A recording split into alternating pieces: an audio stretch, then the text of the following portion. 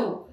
Today we are going to do British literature with history. Last video के अंदर मैंने आप लोगों को मैप बना के पूरा समझाया था how England become Britain, then England, what was the history, who approached first, how it was discovered, everything I told you. आज हम लोग क्या करेंगे? We are going to start with the basic history along with the literature. हमने history समझ लिया, अब हमें क्या करना है? हमें लिटरेचर समझना है कि लिटरेचर की बिगनिंग कैसे हुई, लैंग्वेज की बिगनिंग कैसे हुई, इन सब चीजों को हमें समझना है. तो हम उसके लिए क्या करेंगे? सबसे पहले British literature. British literature basically किस तरीके से डिवाइडेड है? ब्रिटिश लिटरेचर कंप्लीटली 12 एजेस में डिवाइडेड है ना? 12 पार्ट्स में इसको डिवाइड करेंगे. उसके पार्ट सब पार्ट समझने के बाद हम स्टार्ट करेंगे उसका लिटरेचर. तो सबसे पहले I am going to give you the names of 12 ages of British literature. Then we are going to discuss the first one. ठीक है, एंग्लो सैक्सन पीरियड से आपको स्टार्ट करूंगी, but before that do understand how it is classified.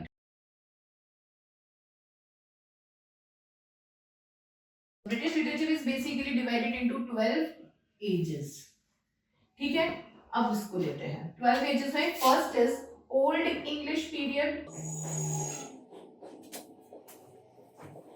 449 to 1340 AD. इसके further दो division है. It is divided into two सब parts. वो टू सब पार्ट्स कौन से हैं? First is Anglo Saxon 449 to 1066 AD, and second Norman age 1066 to 1340. This is known as Norman age. This is your old English period. Second will be Middle English period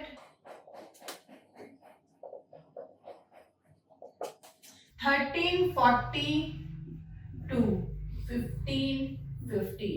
This is your Middle English period. Okay, इसको middle English period बोलते हैं और इसके भी दो part में divided है. First is a very very important, it is age of Chaucer. यहां से आप लोग अपना मेन लिटरेचर की बिगिनिंग मानते हैं. This is age of Chaucer 1340 to 1400 AD. Okay, and second will be age of Reformation. This is also known as Barren Age 1400 to 1550. I will give you all the reasons why it is known as Barren Age, why it is known as Age of Reformation, Revival. जो भी period के नाम है उन्हें भी हम justified करते हुए चलेंगे कि उनके नाम क्यों दिए गए हैं. ठीक है, there should be a reason behind it. Third is your Renaissance. Most important period of literature, Renaissance period 1550 to 1625 AD. This is the most important period of your literature. Now, what are the subdivisions in that? Elizabethan age 1550 to 1603 AD, and second is Jacobean 1603 to 1625 AD. This is the three ages of your British literature. Take a screenshot of it so that I can rub and can go forward. Okay.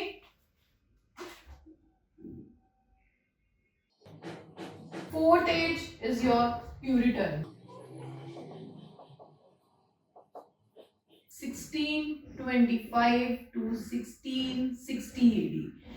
This age is divided into three parts.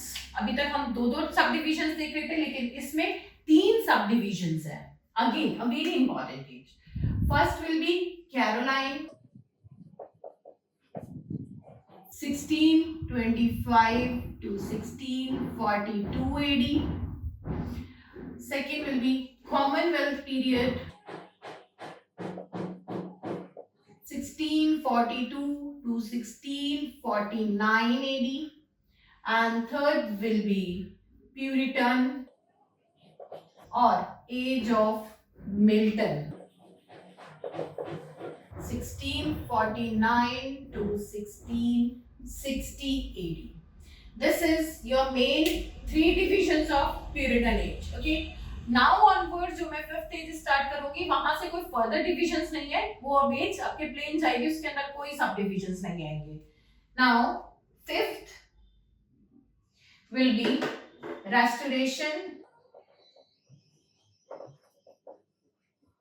restoration period 1660 to 1704 AD. Sixth is Augustan period 1704 to 1744 AD. Transition or pre-romantic 1744 to 1798 AD. Eighth is Romantic period 1798 to 1850 AD. These are your 8 ages. Please take a screenshot so that I can rub it and then go forward with the next stages.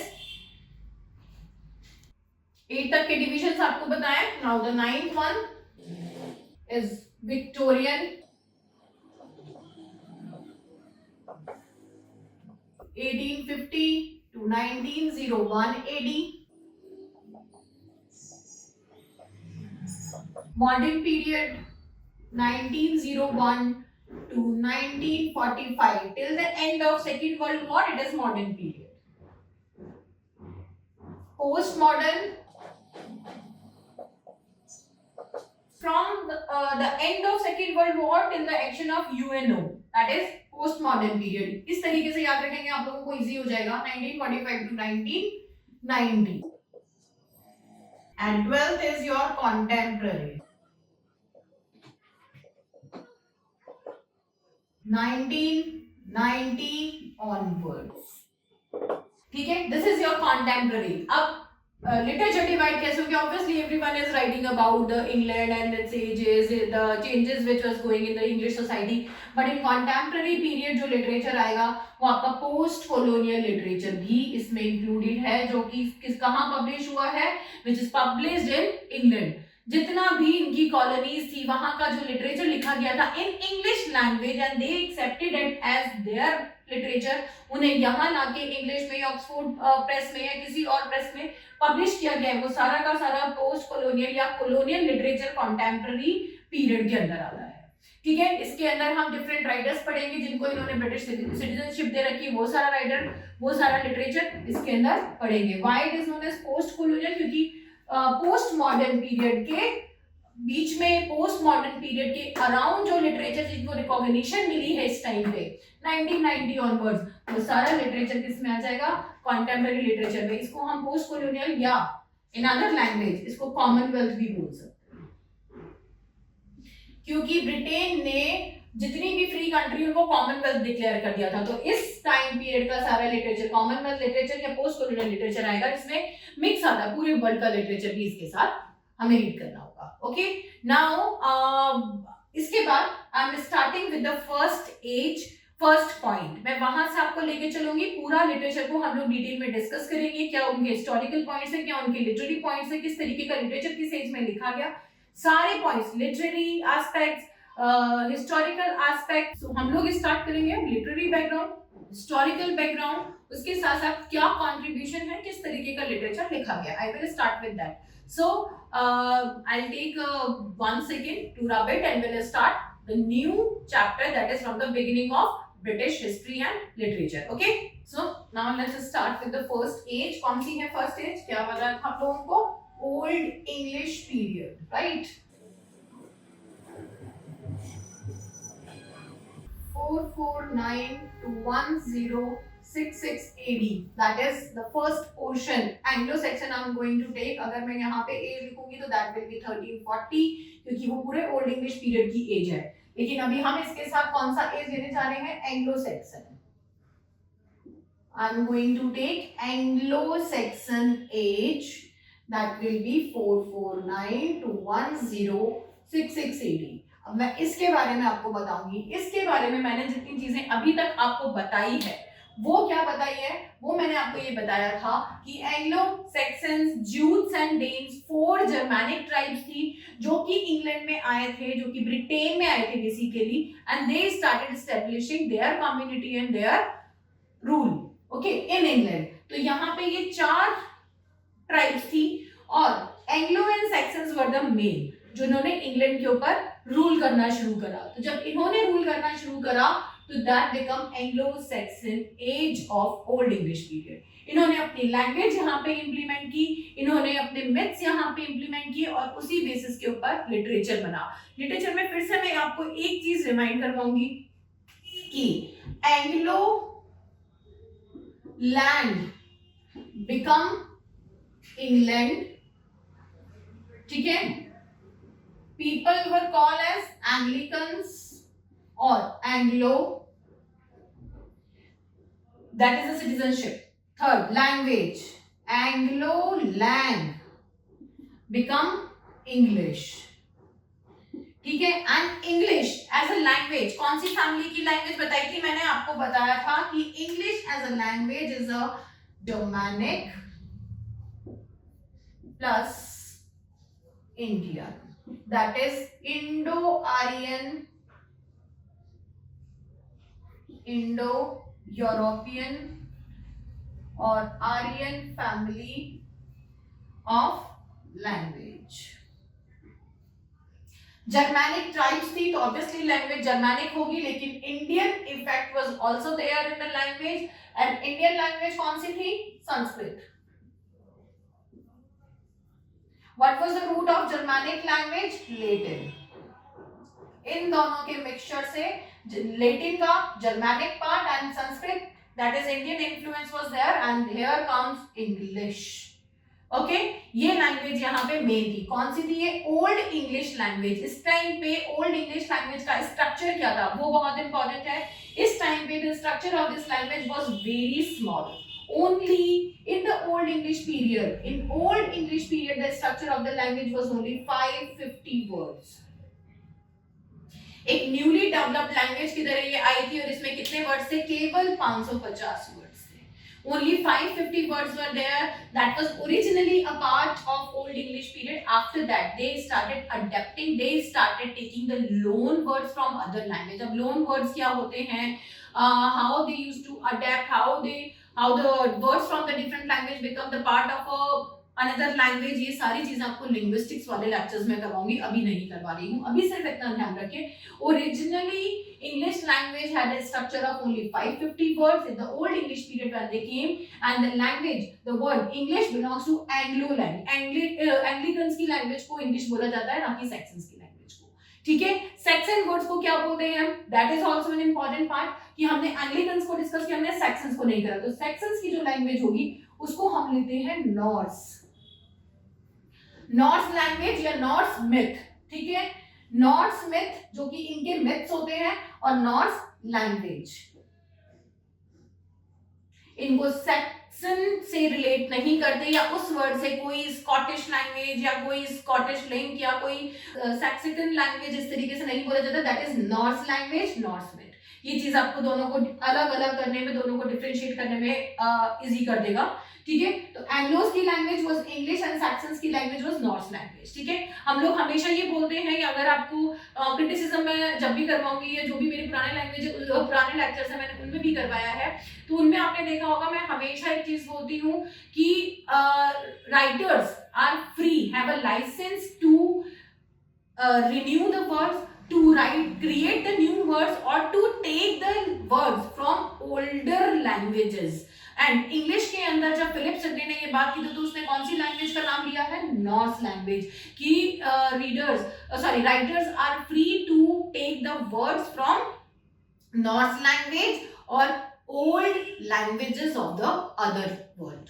The other world is Europe, ठीक है। उस time पे European languages के ही contact में थे वो लोग, French language के, जर्मनिक लैंग्वेज के, लेटिन, इटालियन, इन लैंग्वेजेस के कांटेक्ट में थे। तो इसने कहा कि writers are free to take words from Norse language और other European languages. Okay, so this was the basic structure of Anglo-Saxon period. Now I'm going to give you the idea of literary background. ये आपका historical plus language background था.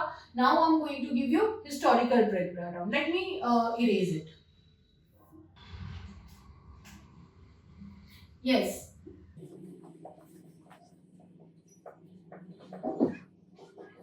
Language background is done, historical background is done. Now come to the literature. इस as में English literature की शुरुआत हुई है.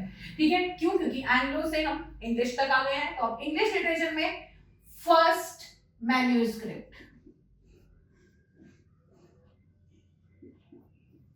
ठीक है, अब यहाँ पे हम किस पे आ जाएंगे? सारे फर्स्ट के ऊपर आ जाएंगे कि फर्स्ट मैन्यूस्क्रिप्ट कौन सा था, फर्स्ट एपिक कौन सा था, फर्स्ट बिब्लिकल वर्क कौन सा था. सबसे पहले फर्स्ट मैन्यूस्क्रिप्ट कौन सा है? Songs of Widsith. Songs of Widsith. Songs of Widsith क्या है? Songs of Widsith is a collection of short songs. ठीक है, which was written by a character but there is no name of author is given. केवल उसे songs of विडसिथ कहा गया है. तो हो सकता है यहाँ पे जो कैरेक्टर है विडसिथ का वो राइटर हो. यहाँ पे it can be the name of author और it is just a character. लेकिन ओल्ड इंग्लिश लैंग्वेज में या नॉर्स लैंग्वेज में किसी में भी विडसिथ का मतलब क्या होता है? अ फार ट्रैवलर. तो वो उसके सॉन्ग्स है. हमें नहीं पता कि ये क्या है क्या नहीं है. But the songs of Widsith is the first manuscript found in old English language. और ये कौन से टाइम में लिखा हुआ है? Approximately 5th century AD. Got it? Approximately the first manuscript found on England. English land के ऊपर सबसे पहला मैन्यूस्क्रिप्ट क्या मिला है? Songs of Widsith. Second manuscript और the most importantly at the similar time जो एक ये है शॉर्ट सॉन्ग्स हैं, छोटी पोएम्स हैं. इसके अलावा long poem. First long poem.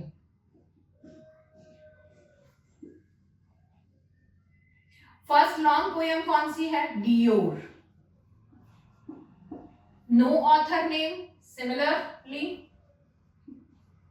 No author name. इसमें स्टोरी क्या है? It is dealing with the Norse mythology. Dealing with Norse mythology. ठीक है, जो नॉर्स गॉड्स हैं उनकी माइथोलॉजी है, उनके रिवेंजेस के बारे में. जैसे कि आप लोगों ने अगर जो भी प्रिपरेशंस पहले से करते आ रहे हैं वो जानते होंगे. साउदे का वर्क है थलाबा. साउदे का वर्क है थलाबा जिसके अंदर he is a revenger and that is taken from the Zoroastrian mythology. इसी तरीके से यहाँ पे जो कैरेक्टर है Deor, he is from Norse mythology designed by a god to take revenge of a king. ठीक है, अब यहाँ पे जो ये डियोर है that is also belongs with the 5th century AD and it is written in a long narrative poem. It is a long narrative poem. क्यों narrative बोला है? Because it is narrating a revenge story of someone. That is a long narrative poem. इन सब में differences बताऊंगी. आप लोगों को already मैं एक वीडियो अपनी डाल चुकी हूँ जिसमें मैंने पोइट्री उसके सेक्शंस वगैरह सारे समझा रखे हैं. तो यू शुड अगर आप उस वीडियो को देखेंगे तो you will get to know what is narrative poem, what is a lyric, what is a sonnet, what is a ode. उसके अंदर मैंने सारी चीजें समझा रखी है. तो यहाँ पे it is a long narrative poem which is describing a single emotion of revenge. Okay, that is Dior. इसकी स्पेशलिटी क्या है? अगर यहाँ पे कोई भी क्वेश्चन आ जाता है तो किसकी स्पेशलिटी? सबसे पहले तो नॉर्स मिथ को बता रहा है. नॉर्स लैंग्वेज में लिखा गया है, वही उसी तरीके की लैंग्वेज को यूज किया गया है, वही वर्ड्स टर्म्स यूज किए गए हैं. लाइक फॉर सी और ocean they have used the well road. ठीक है, वेल जिसके ऊपर चलती that road, the well road. इस तरीके के वर्ड्स यहाँ पे यूज किए गए हैं. First speciality. Second special thing about Dior, Dior की जो कंप्लीट स्टोरी है जो यहाँ पे नरेट की गई है, उस पूरी स्टोरी को ऑथर ने या उसी टाइम के किंग्स ने एक वेल बोन, वेल के जो बॉडी से बोन्स निकलते उस वेल की बोन से बने हुए casket. Casket is a kind of a big box जो कि लोग उस टाइम पे कपड़े रखने के लिए या ज्वेलरी रखने के लिए काम में लेते थे. उस कास्केट के चारों तरफ इस पूरी स्टोरी को कार्व किया गया है, एम्बोस्ड किया गया है. इस पूरी स्टोरी को। तो डियोर की जो कंप्लीट स्टोरी है that is also engraved on a bone casket, a whale bone casket, ठीक है। ये भी चीज यहाँ पे आपको इसके बारे में ध्यान रखनी है। तो this is the first manuscript short poems, second manuscript of first long poem is Deor. Okay, now I am going to tell you about the first biblical work, just a minute, ठीक है। First manuscript, first long poem. Now next is your first historical book. We are going chronological, ये ध्यान रखना। पहले मैंने 5th century की चीजें बताई है। Now the first historical book that is about the English people, Bede's history, ठीक है। बीड का जो टाइम पीरियड आता है that is around 637 to 706 AD आता है इसका टाइम पीरियड। तो ही बिलोंग्स टू 7th सेंचुरी। हम लोग, मैं आपको जितने वर्क्स बता रही क्रोनोलॉजिकल बता रही ये चीज ध्यान रखना। तो Bede's history belongs to 7th century. Okay, अभी 5th सेंचुरी का किया था, this is 7th century. What is the name of Bede's history? इसका जो इंग्लिश नेम है that is एक्लेसियास्टिकल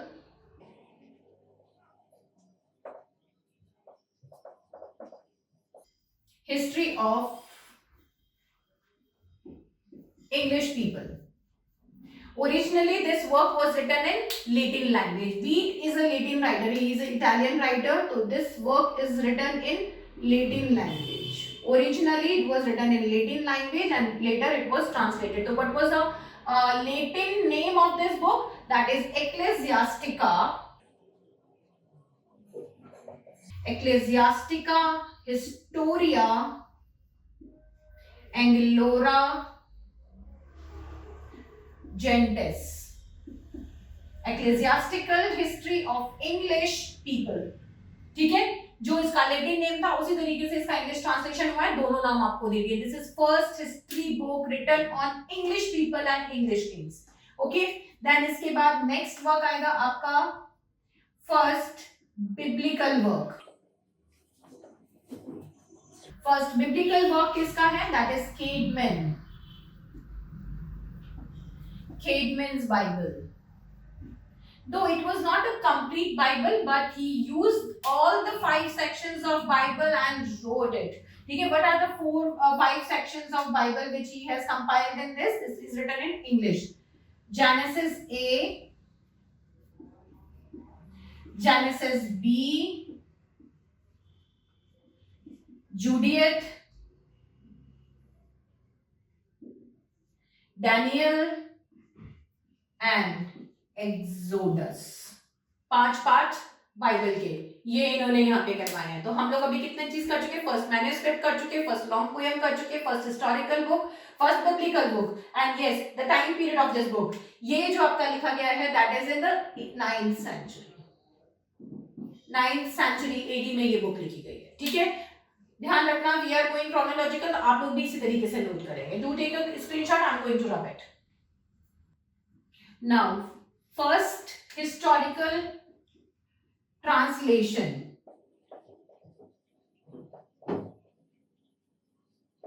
First historical translation किसका आएगा? That is Lesemin's history book Bruce, which was a translation from Italian writer Wace's history book Brut. एंड ये क्यों translation में आएगा? बिकॉज ब्रूस, सीजर ब्रूस या Caesar Brutus was an Italian king who was a Roman king, और ये यहाँ पे Lesemin has taken the Roman work to translate. इसने रोमन राइटर्स, रोमन रूलर्स के जो हिस्ट्री बुक है उसको यहाँ पे इंग्लिश में ट्रांसलेट किया है। Next is your first English epic. Now everyone know what is the name of first English epic? Beowulf. Most important work which is written between 9th to 10th century AD. No author name. Beowulf का भी हमें कोई author name नहीं पता है and it is incomplete. क्यों? क्योंकि ये थोड़ी सी rotten थी, डिस्ट्रक्टेड हो गई थी, खराब हो गई थी, तो हमें ये इनकम्प्लीट फॉर्म में मिली थी। which was later completed. ठीक है, incompleted and no author name. ये बुक काफी इंपॉर्टेंट है. You all have to go in the details of this book. Beowulf is the main writer, हाँ main hero, sorry not writer, main hero. And ये ध्यान रखना है from which land he belongs to Geats. इसके साथ to which land और to which country he fought with Danes. आपको history में बताया था मैंने, उस टाइम भी नाम दिया था. तो दैट इज गीट्स एंड डेन्स. ये कौन सा आइलैंड हुए? Germanic island. और गीटिश लोग आज भी ये मानते हैं कि बेवुल्फ की जो हिस्ट्री है that is a true history of 5th century AD. That there was a Geatish hero named Beowulf who fought with monsters to save the life of his people. And that was a true history of 5th century AD. वो really किसी sea monster या किसी resident monster की बात करते हैं. वो लोग उसमें believe करते हैं और वो इसको एक true story बताते हैं. ठीक है. Now these are the verbs. अब आपका केवल एक ही मेन वो रह गया है वर्ब, जिसे मैं अभी आपको बताती हूँ. After running take a screenshot. Next is your most famous religious poet Cynewulf. Cynewulf is religious poet. So he was the first religious poet who has written hymns. And what was the famous, the name of the famous hymn is Pearl Poems. इसके सारी poems के जो collection है उसका नाम क्या है? Pearl Poems, and that belongs to 11th, 10th और 11th century. 10th और 11th century AD से ये बिलोंग करता है. Pearl poems. अब इन पर्ल पोएम्स में से मेन आपकी जो इंपॉर्टेंट पोएम्स हैं वो कौन कौन सी हैं? वो पोएम्स आपकी आ जाएंगी द ड्रीम ऑफ रूड. इस पे यू ऑल नो कि क्वेश्चन आया हुआ है कि what is the meaning of Rood in the title. Rood means Christ और cross. Second is the fate of apostles.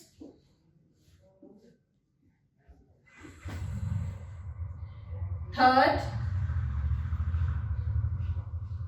the apocalypse.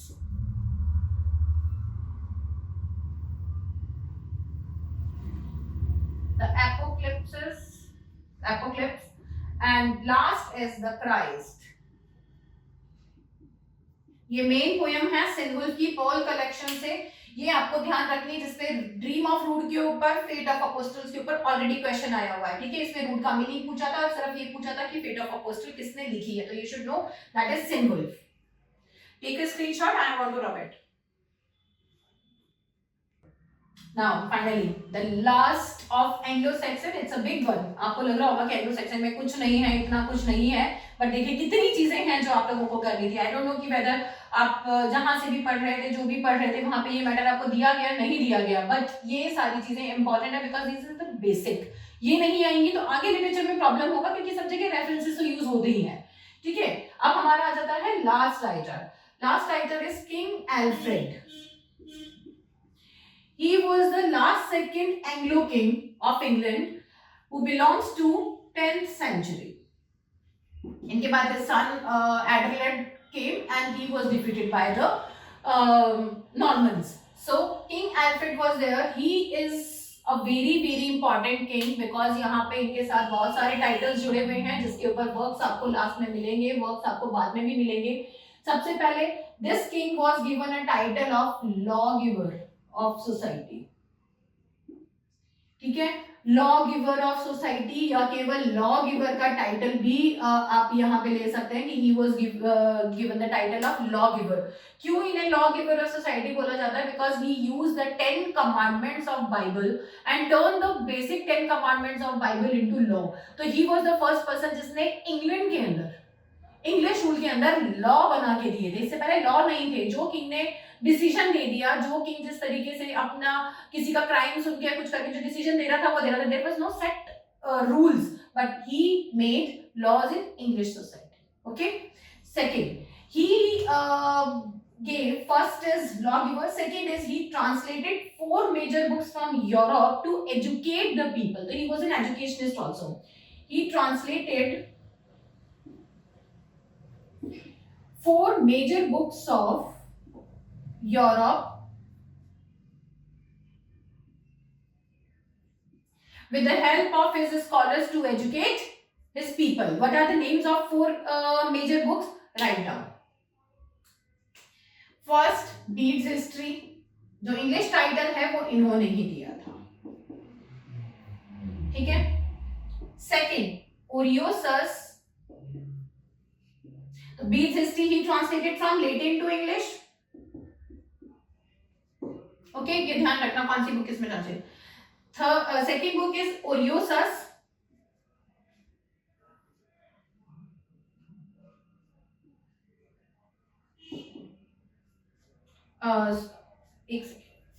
Universal history and geography, ओरियोसस.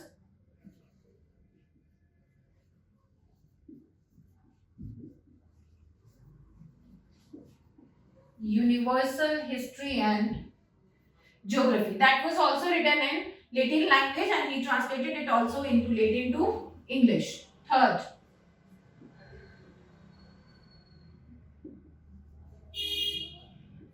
Boethius, Consolation of Philosophy.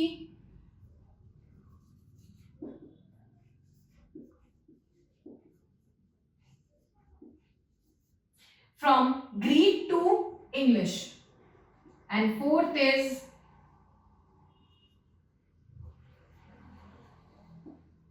Pope Gregory's The Shepherd Book.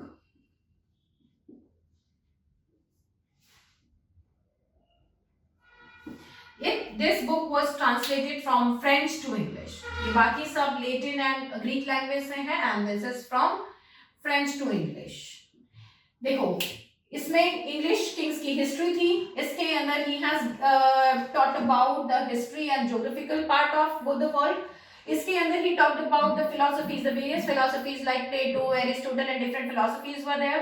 Pope Gregory's की book के अंदर the shepherd book, इसके अंदर common man की duties, common man के rights की बात की गई है, ठीक है. This is your complete Anglo Saxon period. यहाँ पे और कुछ भी नहीं है. In my next video I am going to deal with the second part of old English period, that will be Norman conquest. Okay, so stay tuned, subscribe the channel and all the best.